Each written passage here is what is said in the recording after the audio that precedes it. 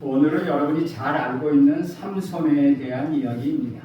삼손이 어떻게 태어났는지 주의 사자가 마노아 그 아내에게 와서 알려주는 말씀으로부터 시작하는 것입니다. 저는 어렸을 때 저에게 특별한 능력이 있으면 어떨까라고 상상하곤 했습니다. 하늘을 날아다니며 엄청난 힘을 가지고 나쁜 사람을 혼내주는 것입니다. 슈퍼맨처럼 망토를 휘날리며 빠르게 움직이고 적의 어떤 공격도 문제없이 막아냅니다. 그런데 가끔 지금도 그런 생각을 할 때가 있다는 것이죠. 만화나 영화에서 나오는 신기한 능력을 가진 사람들을 보면 부럽기도 하답니다. 나도 저런 능력이 있었으면 얼마나 좋을까라고 싶을 때가 있습니다. 혹시 여러분은 그런 생각을 하신 적이 없습니까? 아마도 저만 이런 생각을 하고 있는 것은 아닌 것 같습니다. 그래서 특별한 능력을 가진 사람들이 나오는 영화가 계속해서 사람들의 관심을 받으며 인기를 끌고 있는 것 같습니다. 만약 여러분이 특별한 능력 하나를 선택할 수 있다면 어떤 능력을 선택하시겠습니까? 할 수만 있으면 더 큰 영, 더 엄청나고 더 특별한 능력을 원하시지 않겠습니까? 그렇다면 다시 질문합니다. 왜 그런 능력을 원하십니까? 그런 능력을 무엇을 하시려고 합니까? 그런 목적이 무엇입니까? 우리가 기억해야 할 것은 능력이 있어서 더 중요한 것은 능력의 크기보다는 그 능력이 어느 방향으로 향하느냐 하는 것입니다. 아무리 큰 능력이 있다 해도 그 방향이 하나님을 향한 것이 아니라면, 아니 그 능력이 개인의 욕심이나 제약된 것으로 향하고 있다면 그 큰 능력은 오히려 재앙이 될 뿐이라는 것이죠. 능력이 크면 클수록 더 손해라는 것입니다. 능력이 작더라도 바른 방향으로 향하고 있다면 그것은 더 가치 있는 능력이 될 것입니다. 올바른 방향을 정한 후에 그 능력을 키우는 것, 그것이 바람직한 순서라는 것이죠. 그런 면에서 오늘 삼손의 이야기는 우리에게 주는 교훈이 참으로 큽니다. 보통 사람들과 달리 엄청난 능력을 가지고 있었던 삼손, 사람들은 나와 다른 특별한 사람을 동경하고 기대합니다. 삼손은 그런 기대를 모으기에 충분합니다. 그는 출생부터 달랐습니다. 삼손은 하나님이 특별히 허락하신 능력으로 하나님의 크신 능력을 마음껏 드러낼 수 있었습니다. 그런데 삼손의 삶을 보면 그런 그대는 모두 사라져 버린다는 것이죠. 능력이 크기는 컸지만 그 방향이 그에게 잘못되어 있었기 때문입니다. 삼손은 사사기에 나오는 그 어떤 사사보다도 더 큰 가능성을 가지고 있었지만 그 모든 것을 날려버리고 말았다는 것이죠. 그리고 비참한 최후를 맞이합니다. 저는 오늘 삼손의 이야기를 살펴보면서 우리 자신들을 돌아보기를 간절히 원합니다. 우리도 삼손처럼 하나님이 주신 가능성, 하나님이 주신 재능을 한순간에 쾌락과 바꿔버릴 수 있기 때문이라는 것이죠. 눈에 보이는 것을 줬다가 실패의 나락에 떨어질 수도 있습니다. 그 일을 피하기 위하여 우리는 먼저 삼손의 출생 이야기를 살펴보면서 배울 수 있는 교훈을 생각해 보려고 합니다. 우리를 다르게 만드는 것은 크기가 아니라 방향이라는 것이죠. 사람들은 크기에 집중하고 그 크기에 놀라지만 더 중요한 것은 어느 방향으로 가느냐 하는 것입니다. 우리는 하나님 명하신 방향으로 그 방향을 알고 크기보다는 그 방향에 집중해야 한다는 것이죠. 그럼 먼저 이야기의 배경을 살펴보면 이렇습니다. 오늘 본문에 보면 삼손의 이야기가 등장합니다. 1절에 보면 이스라엘 자손이 다시 여호와의 목전에 악을 행하였으므로 여호와께서 그들을 40년 동안 블레셋 사람의 손에 넘겨주시니라. 사사기에 반복되는 주기대로 이스라엘 자신 하나님 앞에 악을 행합니다. 하나님은 이번에 40년 동안 블레셋 사람에게 이스라엘을 넘겨주셨습니다. 지금까지 이스라엘의 압제를 받은 기간 중에서 가장 긴 기간입니다. 그만큼 이스라엘 타락과 악이 점점점 심해졌음을 알 수 있다는 것이죠. 또한 이번 주기에는 특이한 점은 이스라엘의 부르짖음이 없었다는 것이죠. 하나님의 진노하신 이후에 등장했던 이스라엘의 부르짖음, 하나님에게 간구하는 장면이 오늘 본문에 나와 있지 않다는 것이죠. 이번에는 이스라엘의 잘못을 고백하고 돌이키는 모습도 나와 있지 않습니다. 이스라엘은 블레셋에서 40년 동안 고통을 당하지만 이스라엘 백성은 하나님을 찾지 않습니다. 기드온과 입다 이야기에서는 이스라엘은 하나님께 부르짖었고 하나님은 그런 이스라엘에게 말씀하셔서 그들의 죄악을 책망하셨습니다. 그런데 이번에는 이스라엘은 부르짖는 것 그것마저도 잊어버렸다는 것이죠. 이스라엘은 이방인들에게 고통을 당하면서도 그 고통이 어디서 왔는지, 왜 자기들이 고통을 당하는지를 생각하지 못하고 있습니다. 이런 상황에서 은혜스러운 우리 하나님은 이스라엘을 그냥 버려두지 않으셨습니다. 그들을 블레셋 압제로부터 건져줄 구원자를 준비하십니다. 2절에 보면 소라 땅의 단 지파의 가족 중에 마누아라 이름하는 자가 있더라. 그의 아내가 임신하지 못함으로 출산하지 못하더니. 소라라는 지역은 예루살렘으로부터 서쪽으로 약 23km 떨어져 있는 곳입니다. 단지파 지역에 속한 지역입니다. 그 땅에 마누아라는 사람이 살고 있었습니다. 마누아라는 이름은 휴식, 안식처인데 그 이름의 의미와 어울리지 않게 그에게는 어려움이 있었다는 것이죠. 그것은 그의 아내가 임신하지 못했다는 것입니다. 당시에 아이를 갖지 못한다는 것은 여자에게 아주 수치스러운 일이었습니다. 하지만 이스라엘 조상들을 생각해보면 사라나 니브가 물론 나엘까지 모두 출산하기까지 어려움을 겪었습니다. 오히려 그로 인하여 하나님의 특별한 역사심을 경험할 수 있었습니다. 그런데 오늘 마누아 가정도 그렇다는 것이죠. 임신하지 못했던 것도 하나님의 계획이었고, 때가 되었을 때 하나님이 이 가정에 아이를 허락하십니다. 은혜로운 하나님은 이 사실을 여호와의 사자를 통하여 알려주십니다. 여호와의 사자가 마누아의 아내에게 나타납니다. 3절에서 5절 말씀입니다. 여호와의 사자가 그 여인에게 나타나서 그에게 이르되, 보라, 내가 본래 임신하지 못함으로 출산하지 못하였으나 이제 임신하여 아들을 낳으리니 그러므로 너는 산과 포도주와 독주를 마시지 말라. 어떤 부정한 것도 먹지 말지니라. 보라, 내가 임신하여 아들을 낳으리니 그의 머리에 삭도를 대지 말라. 이 아이는 태에서 나옴으로부터 하나님께 바쳐진 나시린이 됨이라. 그가 블레셋 사람의 손에서 이스라엘을 구원하기 시작하리라 하시니.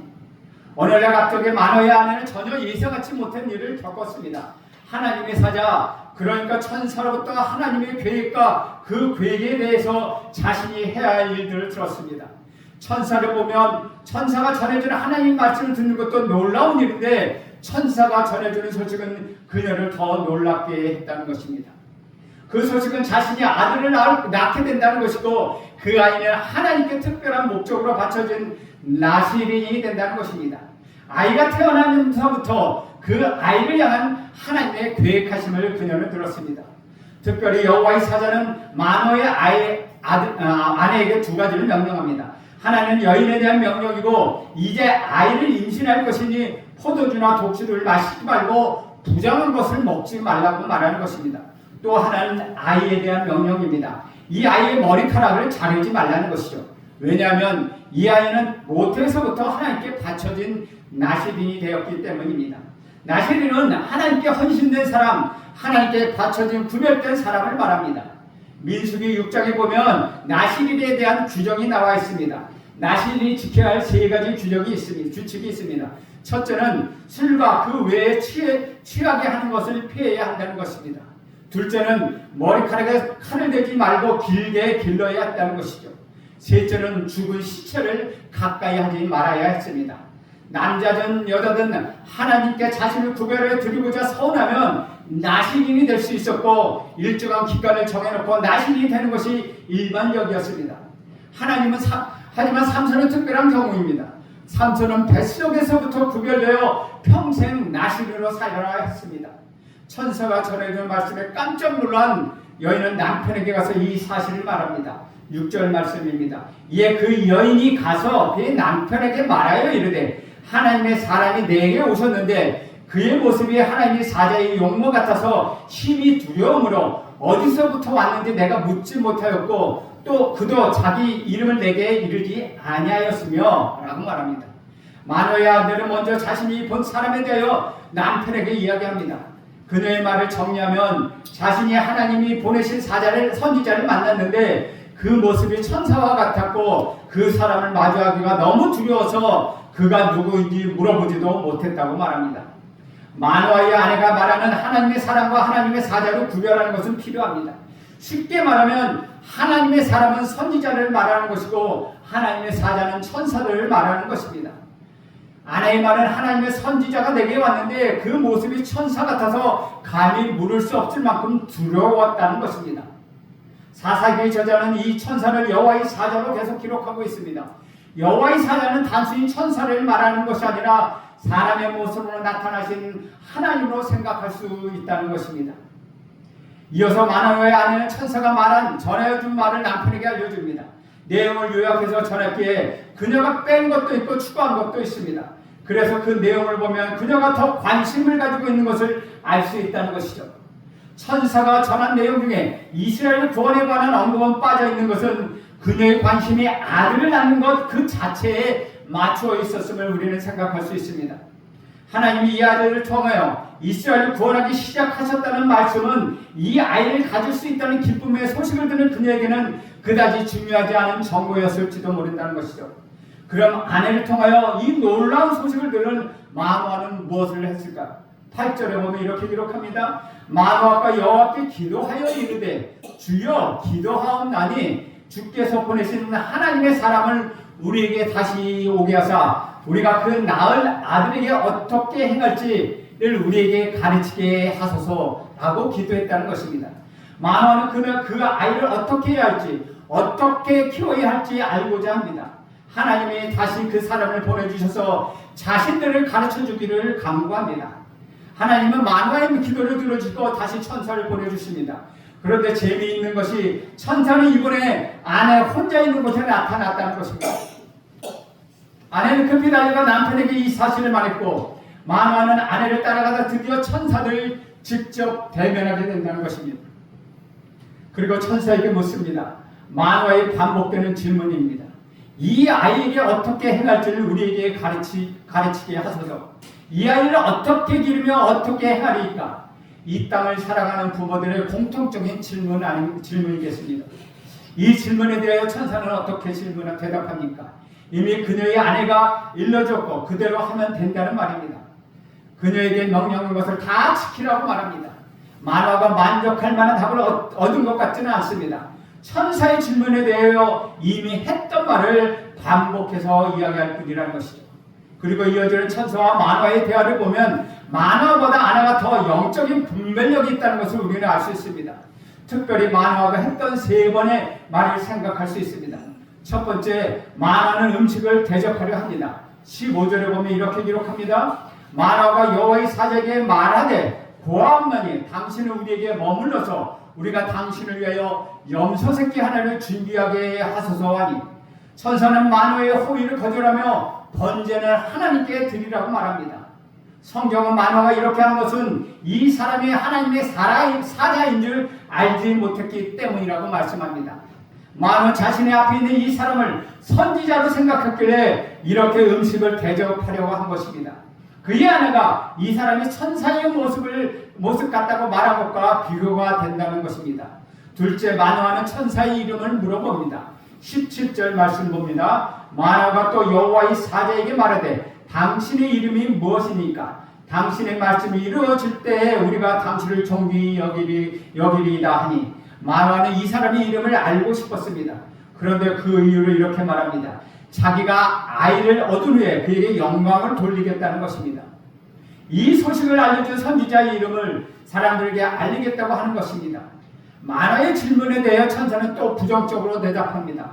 천사는 마노아를 나무라며 자신의 이름을 기묘자라고 합니다. 우리가 성경에서 그냥 기묘자라고 되어 있는데 조금 오해할 수 있는데 원래 의미를 보면 내 이름은 내가 이해할 수 없다 라고 되어 있다는 것이죠. 마노아가 이해하기 어려운 이름이라 가르쳐주지 않았다는 것입니다. 여러분, 기묘자 하면 누구가 생각납니까? 기묘자라고 하면 우리 구주 예수 그리스도를 생각하게 됩니다. 여기서 이 천사는 우리 구주 예수 그리스도로 볼 수 있다는 것이죠. 세 번째, 마노아는 하나님을 보았다고 절망합니다. 22절 말씀입니다. 그의 아내에게 이르되 우리가 하나님을 보았으니 반드시 죽으리로다 하니 하나님이 재물을 태웠을 때 마노아는 그제야 그 사람이 하나님의 사자로 알아보았다는 것이죠. 그리고 자신이 하나님을 보았으니 죽게 되었다고 고백합니다. 하나님을 보고 살 수 있는 사람은 없습니다. 하지만 하나님은 그들을 죽이시려고 사람으로 나타난 것이 아니라는 것이죠. 이 점에서도 마노아보다는 그 아내가 분별력이 더 나았다는 것을 볼 수 있습니다. 23절에 보면 그의 아내가 그에게 이르되 여호와께서 우리를 죽이려 하셨더라면 우리 손에서 번제와 소제를 받지 아니하셨을 것이요 이 모든 일을 보이지 아니하셨을 것이며 이제 이런 말씀도 우리에게 이르지 아니하셨으리라 하였더라. 삼손이 출생하기 전에 있었던 사건은 이렇게 마무리됩니다. 그리고 하나님의 말씀대로 마노아의 아내는 아들을 낳고 그 이름을 삼손이라고 합니다.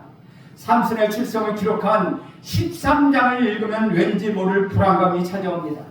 하나님이 특별한 출생을 예고하셨고 이스라엘 어려운 상황 가운데서 그들을 구할 구원자가 태어났다는 소식이 기록되어 있습니다. 하지만 사사기가 진행되면 진행될수록 점점 더 타락해가는 사사기의 흐름 속에서 삼손의 부모에게는 뭔가 부족함이 느껴진다는 것입니다. 이런 불안함은 삼손이 성장한 후에 이야기에서 현실화됩니다. 삼손은 하나님의 목적과는 달리 이스라엘을 구원하는 일과는 관계가 없이 자기 뜻대로 살아갑니다. 하나님께서 특별한 아이의 출생을 알려주셨습니다.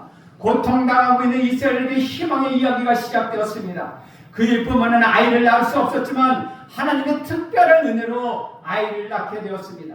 이 일이 마노아 부부에게 얼마나 큰 축복이었겠습니까? 하나님이 이스라엘 여러 지파 중에 단지파를 택하셨고 많은 사람 중에 마노아를 택하신 것은 그에게 큰 영광이 되는 일이었습니다. 그동안의 수치와 그동안의 불명예를 다 씻어버릴 수 있는 일이었다는 것이죠. 하지만 그것만으로 생각이 멈춘다면 어떻겠습니까?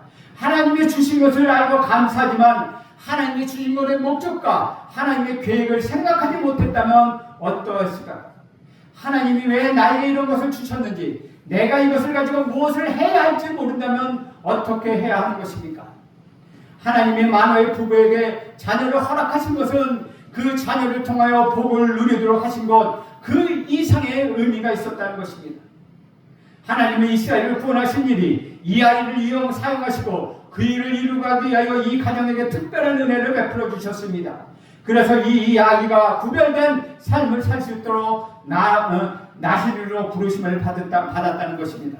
저는 여러분의 모든 가정에도 이 마노아 같은 축복의 통로가 되길 간절히 소원합니다. 아이는 태어나기 전부터 구별된 삶을 살도록 엄마의 뱃속에서부터 구별되어 하나님의 목적에 따라 살아갈 수 있도록 그렇게 하셨다는 것이죠. 사람들이 삼손의 긴 머리를 보면서 말합니다. 저 아이는 하나님 특별한 목적을 가지고 그 일을 위해서 태어난 아이다. 삼손은 날마다 자신을 보면서, 자신의 머리를 보면서 하나님의 계획과 자신이 해야 할 일을 기억해야 했습니다. 자신이 왜 이 땅에 태어났는지 그 이유를 생각해야 한다는 것입니다. 나는 하나님의 뜻에 따라 특별히 구별되는 삶을 살아야 해. 내가 이 땅에서 존재하는 것은 내가 원하는 것을 하기 위함이 아니라, 내 뜻을 이루기 위함이 아니라 나를 향하신 하나님의 뜻을 이루기 위함이야. 나의 힘, 나의 능력, 나의 재능, 나의 시간, 나의 모든 것을 하나님의 뜻을 이루기 위하여 하나님이 허락하신 거야. 여러분의 인생도 이와 같다는 것입니다. 여러분이 이 땅에 사는 것, 하나님 특별히 여러분에게 사명을 주셨기 때문에 이 땅에 지금까지 살아계시다는 것이죠. 그러므로 이 땅에서 여러분이 사는 목적은 여러분의 뜻과 여러분의 존재감을 느끼게 하는 것이 아니라 하나님이 여러분을 향한 그 뜻을 이루기 위하여 여러분의 모든 것을 내려놓고 하나님이 허락하신 대로 살아가는 것, 그것이 여러분에게 주어진 사명이라는 것입니다. 저는 여러분 모두가 그 사명을 잘 감당하는 성도가 되길 간절히 축원드립니다. 우리가 진짜 인생을 살면서 나에게 주어진 인생을 제대로 살려면 내가 왜 이 땅에 있는지, 내가 왜 여기에 이런 모습으로 살고 있는지, 내가 나의 방향을 제대로 알아야 한다는 것입니다. 우리는 그냥 우연히 존재하는 자가 아니기 때문입니다. 하나님이 계획하시고 하나님의 뜻에 따라 저와 여러분을 사용하기 위하여 하나님의 뜻을, 선한 뜻을 이루기 위하여 저와 여러분을 여기에 두셨다는 것입니다. 그냥 여러분 자신을 위해 살라고 그렇게 하신 것이 아닙니다. 여러분에게 있는 능력, 왜 하나님이 그 능력을 여러분에게 주셨다고 생각합니까?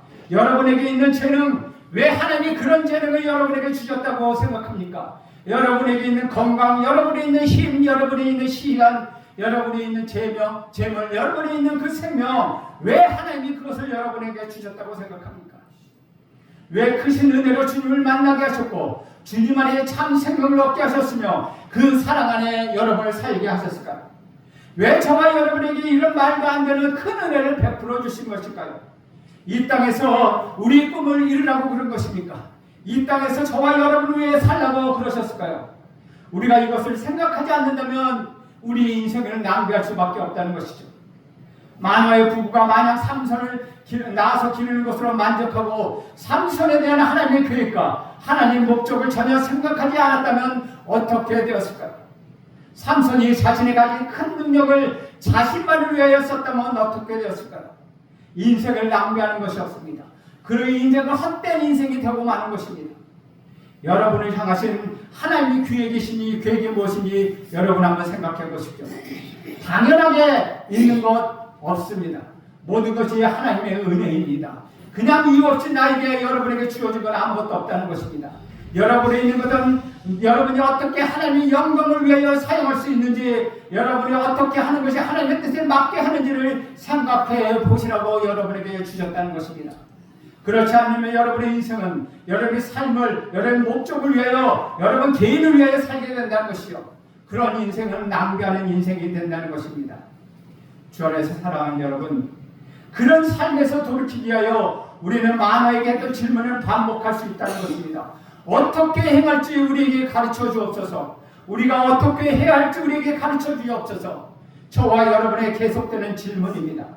어떻게 해야 하나님께 영광이 될 것입니까? 어떻게 해야 우리 인생을 낭비하지 않을 수 있겠습니까? 하나님 우리에게 그것을 가르쳐 주옵소서. 우리가 어떻게 하기를 원하십니까? 라고 우리는 계속 질문해야 한다는 것입니다. 이 질문을 했던 마노에게 하나님의 사자는 어떻게 대답했습니까? 그의 아내가 했던 말을 다시 했을 뿐이라는 것입니다.